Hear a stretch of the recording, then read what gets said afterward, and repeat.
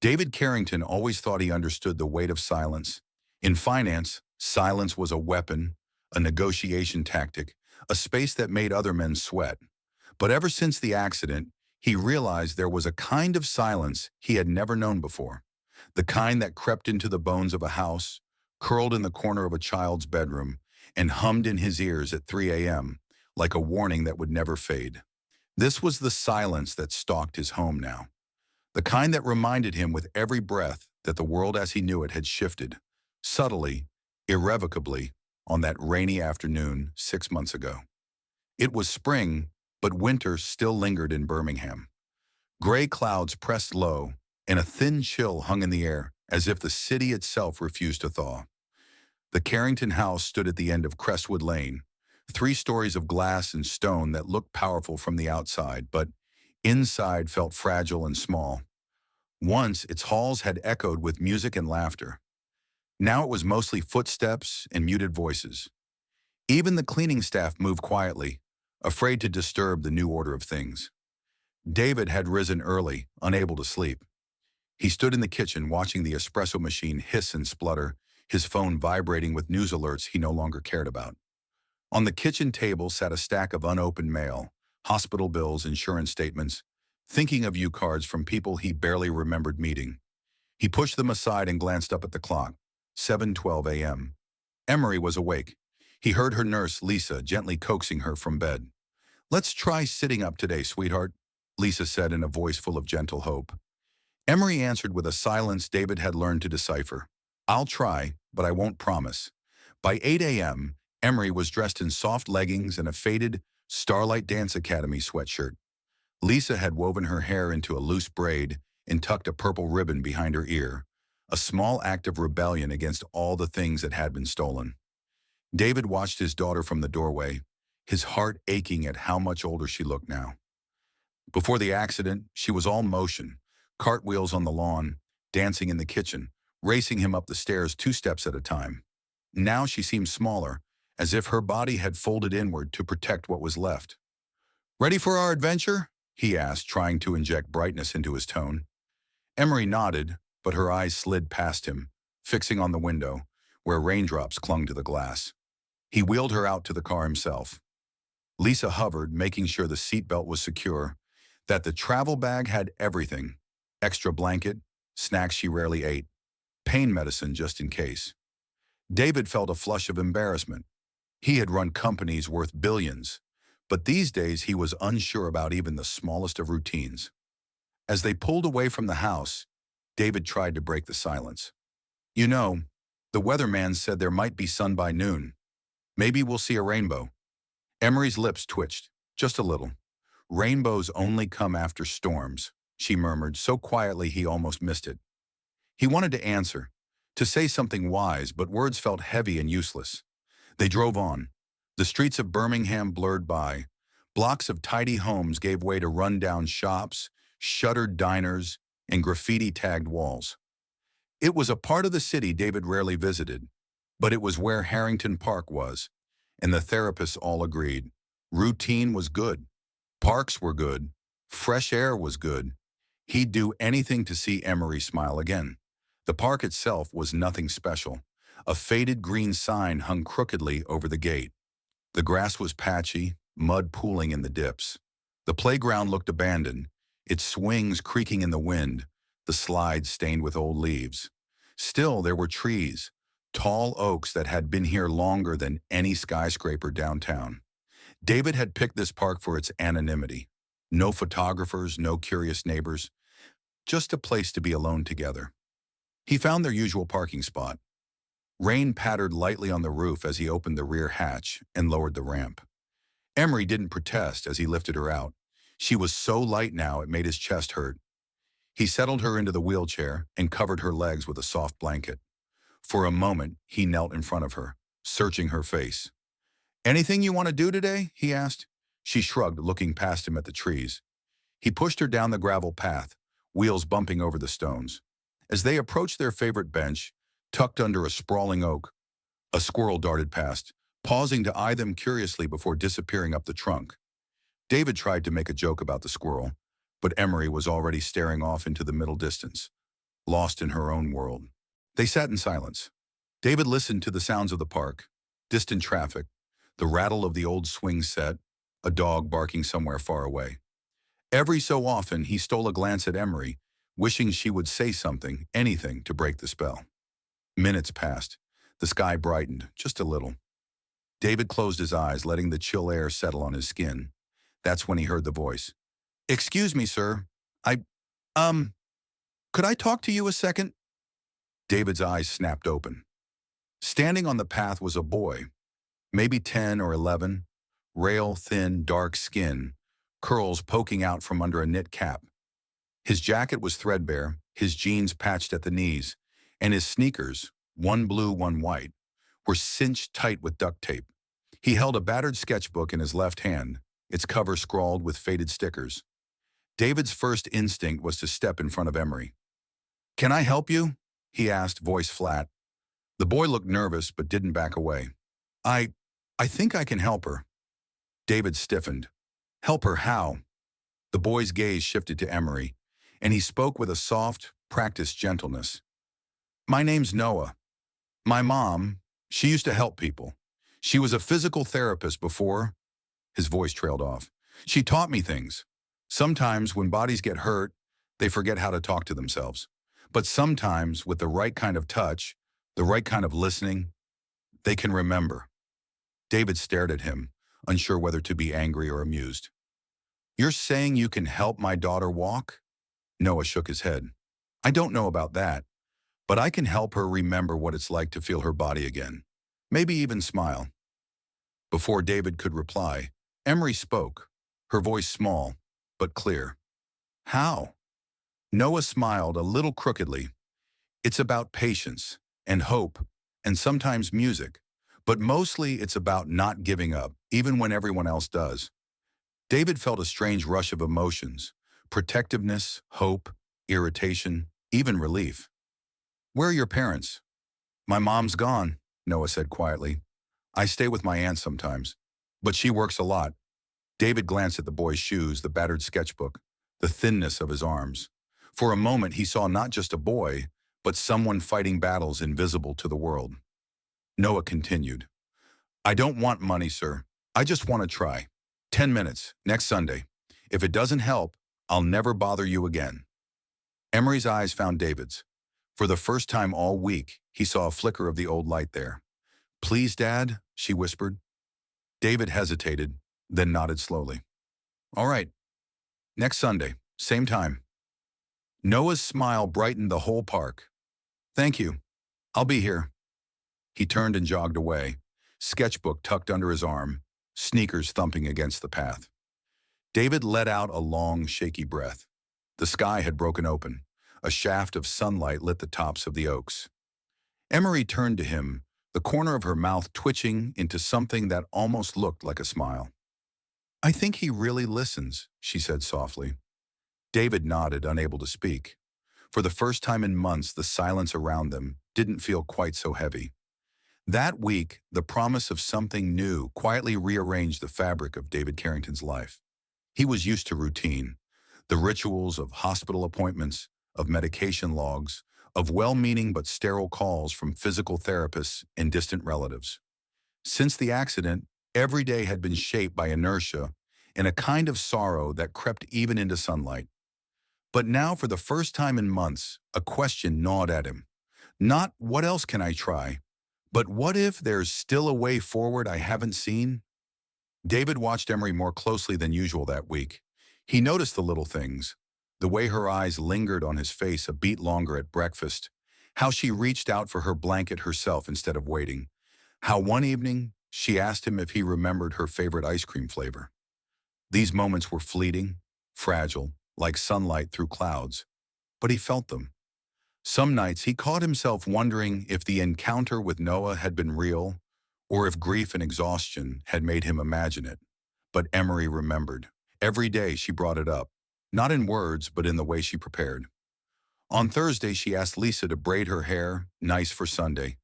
On Friday, she wheeled herself to the window just to watch the rain. And on Saturday night, David found her quietly humming a tune, her fingers moving in rhythm on the armrest, as if rehearsing for something big. Sunday arrived. It was colder than before. Thin sun, the promise of rain in the air. David's hands trembled as he helped Emery dress. Soft jeans, a blue shirt, the purple ribbon. The drive to Harrington Park felt shorter and longer at the same time. When they arrived, David caught himself searching for Noah immediately, heart pounding with something like fear and hope mingled together. The park was nearly empty. A few joggers, a pair of kids playing soccer, an old woman reading on a bench. And then, under the same sprawling oak, Noah waited, just as promised. He wore the same patched jacket and duct-taped sneakers, but his smile seemed brighter, his posture more certain. "Morning, Mr. Carrington. Morning, Emery," Noah said, voice ringing with sincerity. "Hi," Emery answered, her tone more confident than last week. David nodded. "We're here. 10 minutes." Noah knelt on the grass in front of Emery, his movements careful, his gaze focused not just on her face, but on her hands, her legs, the way she held her breath. "May I?" he asked, gesturing toward her feet. Emery nodded, and David gave his reluctant consent. Noah gently unwrapped a small cloth bundle. Inside were a warm rice pack and a small rubber ball. He placed the pack on Emery's knees, explaining, "Warmth helps muscles listen. My mom said that sometimes they forget what it feels like to be safe." He watched for any sign of pain. There was none. After a few minutes, he placed the ball beneath her left foot. "Try rolling it, just a bit," he encouraged softly. At first, Emery's foot didn't move. David watched, fighting down disappointment. He'd seen so many therapies fail before. But Noah wasn't impatient. He sat quietly, just humming under his breath, a soft tune that sounded familiar, comforting. "It's okay if nothing happens," Noah said. "Some things need time." After a moment, Emery's toes curled. The ball nudged forward a fraction of an inch. David's breath caught. "Did you see that?" he whispered. Emery's eyes widened. "I felt it," she said, wonder in her voice. Noah grinned, and the grin transformed his whole face. "That's your body talking to you again." They spent the next minutes in this quiet rhythm, warmth, encouragement, the faintest pressure, gentle words. Noah never rushed. He listened, both to Emery's words and her silences. When the 10 minutes were up, he sat back, wiping his hands on his jeans. "Same time next week?" he asked. Emery nodded so hard her braid bounced. "Please." David managed to thank him, voice thick. He pushed Emery away from the bench, and for the first time in a long time, he felt tears sting his eyes, not from sorrow, but from something very much like hope. It was that afternoon David called his sister. He hadn't spoken with her in weeks. When she asked how he was, he didn't mention therapy or specialists or new trials. He talked about a boy in duct-taped shoes and how, for the first time, Emery had laughed at something small, a bird hopping along the sidewalk, the ball rolling beneath her foot. Lisa noticed too. That night she sat with David at the kitchen table, a mug of tea in her hands. "She's changing," Lisa said. "There's a light in her I haven't seen since before." "Well, you know." David nodded. He wanted to ask Lisa what she thought of Noah, if she believed a child could really make a difference where experts had failed. But he didn't. Instead, he simply said, "We're going back next week." He spent the next days watching Emery grow a little stronger, a little braver. On Wednesday, he found her drawing at the kitchen table, her old sketchbook filled with pictures of dancers and trees. On Friday, she asked if they could invite Noah for cocoa after their next session. Sunday came, colder still. The wind rattled the branches as they pulled into the park. Noah was there, earlier than before, bouncing a tennis ball off the heel of his sneaker. "Morning," he called, waving with both hands. David set up the ramp. Emery's anticipation was palpable. She barely waited for him to unbuckle her before moving the chair forward herself. This time Noah had brought music, an old scratch Bluetooth speaker. He set it on the bench and played a gentle jazz melody. "Music helps the heart remember," he explained, "and sometimes it helps feet remember too." The session was longer this time. Warm packs, gentle stretches, laughter. Noah told stories about his mother, about the people she'd helped. Emery asked questions about music, about the stars, about whether Noah ever missed his mom. "Every day," he said quietly. But when I help someone, it's like she's right here with me. When they finished, Emery was beaming. She had moved the ball further, flexed her toes more than ever before. Can you come again next week? She asked. I'll be here, Noah promised. As they left, David felt the weight in his chest lighten. He watched Emery from the rearview mirror all the way home, the way she gazed out the window, humming softly, alive in a way he hadn't seen in months. That night, David sat on the porch looking up at the stars. For the first time since the accident, he allowed himself to imagine a future, not just for Emery, but for himself. A future where hope was possible, where healing came not from experts or medicine, but from the kindness of a boy in duct-taped shoes and the courage of a girl who refused to stop believing. Monday morning sunlight crept over the Carrington home, slipping through wide glass windows, painting golden lines across the kitchen table. Emery sat quietly, half listening to the distant sound of her father on a call upstairs. Her sketchbook was open to a blank page, colored pencils arranged in a neat, hopeful row. For the first time in months, her hand hovered above the paper, not with dread or impatience, but anticipation. She drew a single careful line, an arc, like the curve of the park bench where she and Noah met each week. Lisa, always gentle, placed a bowl of oatmeal in front of her. Anything special planned for today?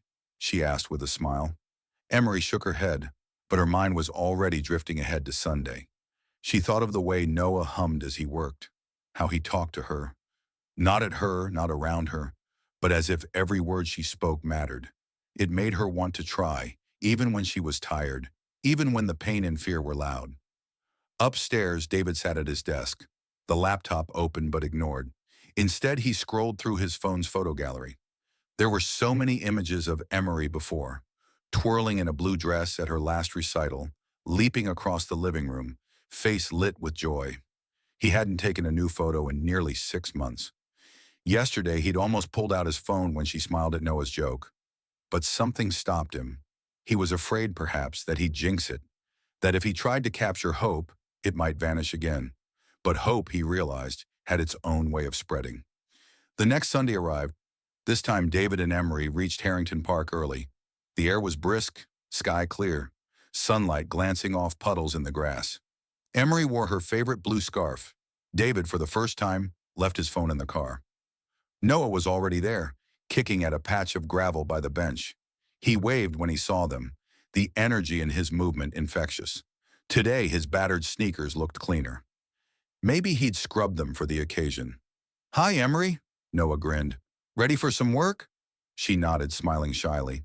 I brought something for you. She handed him a folded piece of paper, a sketch she'd made of the three of them under the park's oak tree. Noah stared at it for a moment, stunned, then tucked it into his jacket with the same care someone might reserve for a diamond. They began their routine. Warm pack, gentle stretches, quiet encouragement. But this time, a small crowd watched from afar. A mother with a stroller, a jogger pausing to tie her shoe, 2 old men who played chess on a nearby table every week. They pretended not to look, but the air around the trio was different, charged with something unspoken. David watched, hands in his coat pockets, resisting the urge to intervene. He noticed how carefully Noah listened, adjusting each movement to Emery's comfort. When Emery succeeded in moving her ankle just a bit further, Noah cheered so loudly that even the chess players applauded. David couldn't help but laugh, a sharp, bright sound he hadn't made in ages. Afterward, Noah lingered as David packed up the wheelchair. You know, he said, my mom used to say healing wasn't just about the body, it was about community, about having people who believe in you, even when you don't believe in yourself. David nodded, feeling the truth of it settle in his bones. You're a remarkable kid, Noah. You know that? Noah ducked his head, blushing. I'm just doing what I can. As they left the park, a woman approached David, a nurse from the children's hospital, judging by her ID badge. Excuse me, she said. I don't mean to intrude, but I've seen you here the last few Sundays. Your daughter? She's different lately, happier, stronger. David smiled, pride and gratitude mingling in his chest. It's not me, he said. It's that boy, Noah. The nurse glanced at Noah, who was now showing Emery how to balance the rubber ball on her foot. There's something special about him. Maybe we should tell the other families. There are so many kids who need hope like this. For a moment, David hesitated. Part of him wanted to keep this new magic to himself, to protect it. But another part, bigger, braver, knew that real healing, the kind that lasts, was meant to be shared. That evening, Emery insisted on writing in her journal, a habit she'd abandoned after the accident. "Can you help me spell courage?" she asked her father, and he felt tears prick his eyes as he spelled it slowly, letter by letter. The next week, more families appeared at Harrington Park. Some came with wheelchairs, others with walkers or braces. All came with hope in their eyes and anxiety in their voices. Noah welcomed each one, never overwhelmed, always patient. He taught what he knew: warm cloths, gentle movement, the importance of believing that change, even a small one, was worth celebrating. Word began to spread. The old men at the chess table told their friends. Lisa mentioned the sessions to another nurse at the hospital. The mother with a stroller posted about it in a local parenting group. The community that once ignored the boy in duct-taped sneakers now began to seek him out.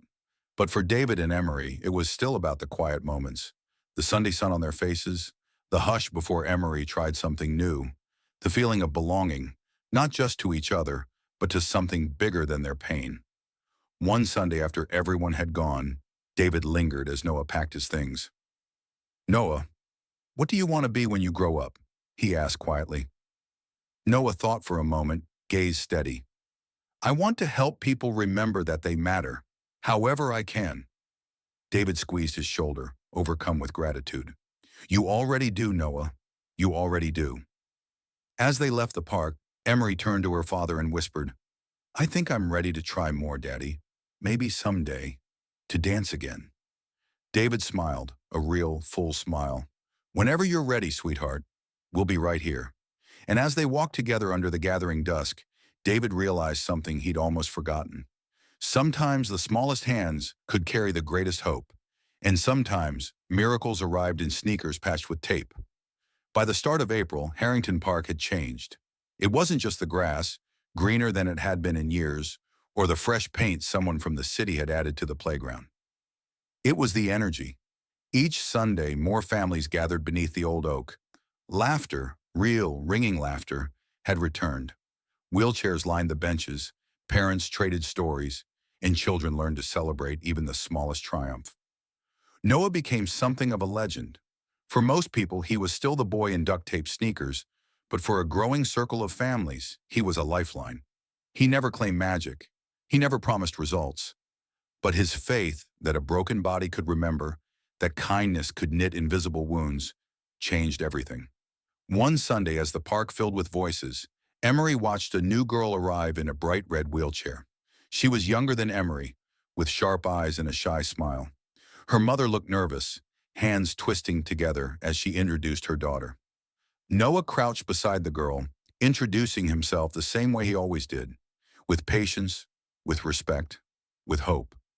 David stood nearby, chatting with another father. He found himself giving advice, not about investments or business, but about patience. The first thing Noah ever did was listen. Sometimes that's the bravest thing anyone can do. He realized he meant it. As Noah worked with the new girl, Emery helped too, holding her hand, telling her not to worry about moving right away, that it was enough just to try. For the first time, Emery saw herself not just as someone in need, but as someone who could give strength. After the session, Noah handed out the usual bag of rubber balls and warm cloths, his instructions calm and clear. "Remember," he said, "you celebrate every win, no matter how small. Some days the victory is just showing up." That afternoon, the parents gathered in a circle. The mood was lighter, no longer a group of strangers, but a community bound by hope. Someone brought lemonade, someone else brought cookies. They traded phone numbers and stories of setbacks and successes. Even David found himself laughing with a freedom he'd forgotten. Later, as dusk fell and most families had left, Emery stayed behind with Noah. "You ever get scared?" she asked.